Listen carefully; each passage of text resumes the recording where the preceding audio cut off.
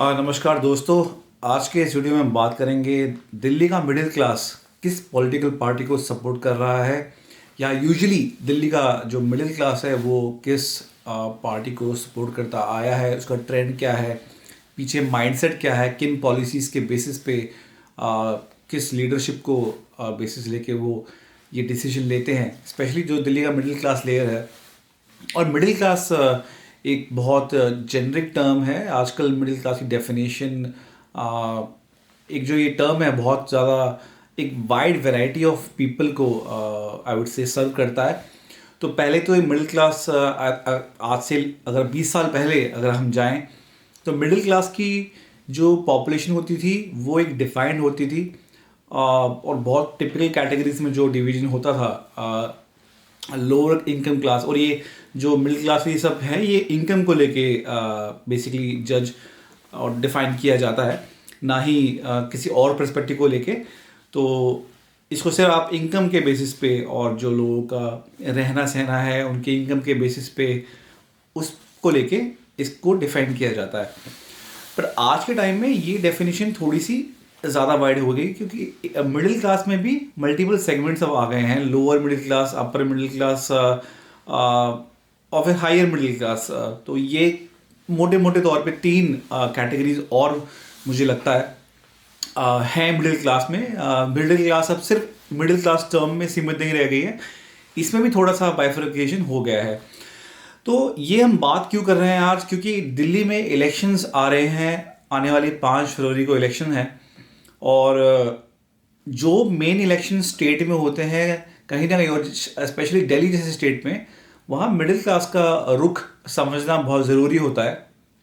Political parties का तो obviously एक पूरा डिवीज़न होता है, वो उस सेगमेंट को टारगेट करता है।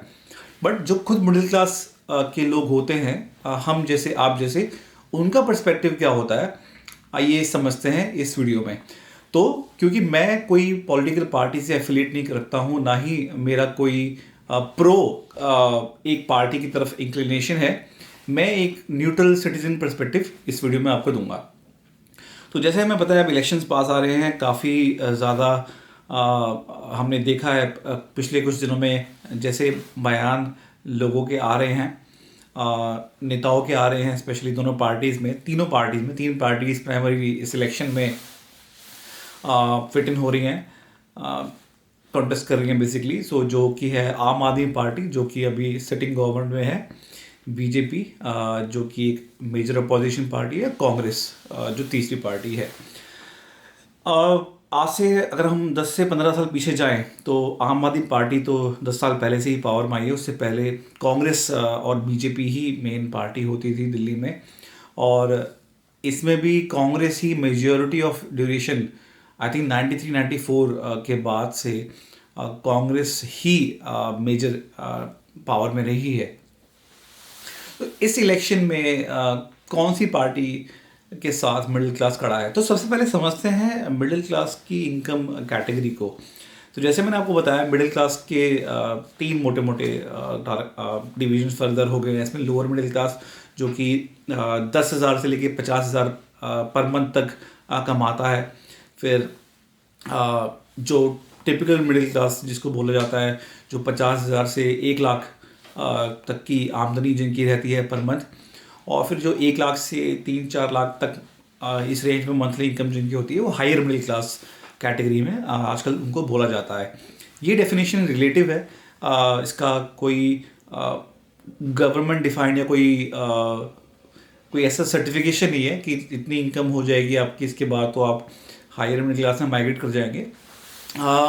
इसमें भी सीरीज ऑफ इवेंट्स रहते हैं जिसके बेसिस पे आपकी सिर्फ इनकम बढ़ना ही नहीं, उसके बाद आपका लाइफस्टाइल अपग्रेड करना, आपकी जो स्पेंडिंग पावर है क्या वो इंक्रीज़ होती है। सिर्फ इनकम इंक्रीज़ हो जाने से आपकी स्पेंडिंग पावर इंक्रीज़ हो ज़रूरी नहीं है, क्योंकि इनकम तो आपकी ज़रूर बढ़ जाएगी, बट आपको उस स्टेज पे आना होगा जब आप एक्चुअली इसको आप मार्केट में जाके पैसा डालना चाहेंगे, आप चीज़ें खरीदना चाहेंगे, तब आपको मेजरली अपग्रेड मिलता है उस क्लास पे। एनीवेज, अब बात करते हैं कौन सी पार्टी को हमारा मिडिल क्लास सपोर्ट कर रहा है। तीनों ही सेगमेंट में मैं बात करूंगा। तो पहले हम बात करते हैं आम आदमी पार्टी की। और आम आदमी पार्टी जब पावर में आई थी, इनका मेन क्राइटेरिया पावर में आने का था करप्शन फ्री गवर्नमेंट। और क्योंकि उस टाइम पे जो कॉमनवेल्थ गेम हुए थे उसमें बहुत वाइड स्प्रेड करप्शन सामने आया था, और 10-15 साल से एक गवर्नमेंट थी, एंटी इनकम्बेंसी डेफिनेटली एक फैक्टर था। तो उस टाइम पे लोगों को एक होप दिखी, एक नया उनको इनिशिएटिव दिखा आम आदमी पार्टी की ज़रिए। तो जो भी लोअर और मिडिल क्लास कैटेगरी थी उसने स्पेशली बहुत ज़्यादा सपोर्ट किया आम आदमी पार्टी को, including higher middle class and higher class also. So top to bottom a section of the society was supporting the आम Aadmi party because of their corruption free movement. उस time पे जो हमें पता है ना, सारे मूवमेंट जो हुआ था और वाइड स्प्रेड दिल्ली में जो क्राइम्स हो रहे थे, जितने भी घोटाले हुए थे इस टाइम कॉमनवेल्थ गेम को लेके, और भी बहुत सारी सीरीज ऑफ इवेंट्स हुए थे जिसके कारण मिडिल क्लास ने मेजॉरिटी हमारी आम आदमी को पार्टी दी। अब हुआ क्या, जैसे जैसे गवर्नमेंट चली, आपको पता है उस ड्यूरेशन में काफ़ी कॉन्फ्लिक्ट हुआ बीजेपी और आपके बीच में, और इवेंचुअली अगले 5 साल सरकार जैसे जैसे चली, बीच में फिर इलेक्शन हुआ था फर्स्ट टर्म पे ही, उसके बाद उनको मेजॉरिटी मिली थी, फिर उन्होंने आराम से 5 साल सरकार चलाई। फिर भी मिडिल क्लास ने उनको सपोर्ट किया आम आदमी पार्टी को, बिकॉज उस ड्यूरेशन में जो सेकंड टर्म उनका आया था, मेन मुद्दा करप्शन फ्री गवर्नमेंट तो था ही, बट उसके साथ जो एड ऑन्स फ्रीबीज आप उसे कह सकते हैं या उसे पब्लिक वेलफेयर स्कीम्स मान सकते हैं, किसी भी एस्पेक्ट से आप उसको देखना चाहें, फ्री, उसमें primarily free electricity, subsidise water, subsidise electricity beyond certain limit, education reforms देखने को मिले। तो वो सब टारगेट किया मिडिल क्लास को।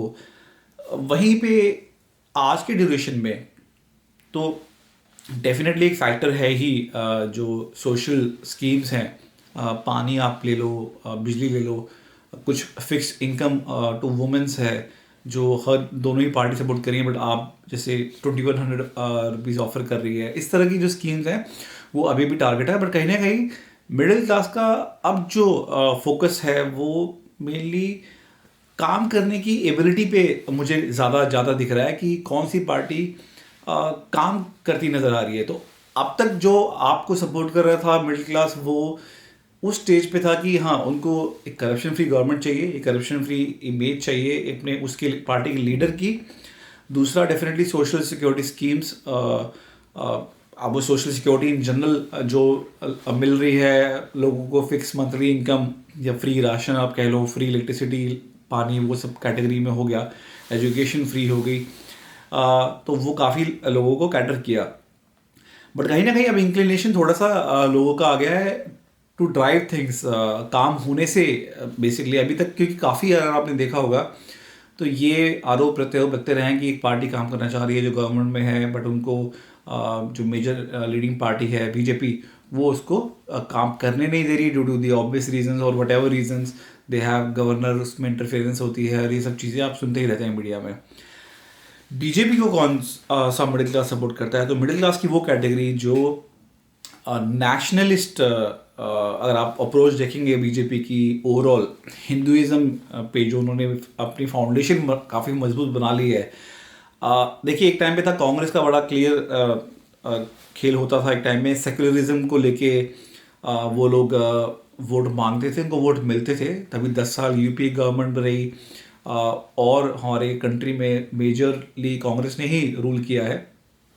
बट कहीं ना कहीं बीजेपी ने जब कांग्रेस को भी हराया और अब जब आपके बाद आपको टक्कर दे रही है, वो भी कहीं ना कहीं हिंदुइज्म पे ही मेनली उनको फोकस लगता है। और मिडिल क्लास भी कहीं ना कहीं इंक्लाइंड है, क्योंकि इतना ज़्यादा वही इमेज बन चुकी है।